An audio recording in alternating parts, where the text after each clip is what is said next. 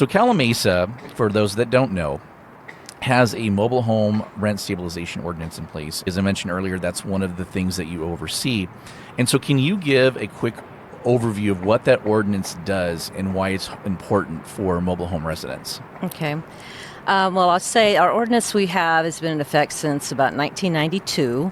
We have 8 mobile home parks in the city of Calimesa, and our cityhood actually was really garnered by a lot of the residents who wanted rent control in the mobile home parks. We have a lot of senior community.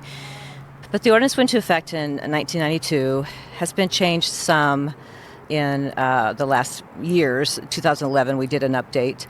But it's there to protect not only the resident, but the park owner has to have some protection as well. The residents live on somebody else's property.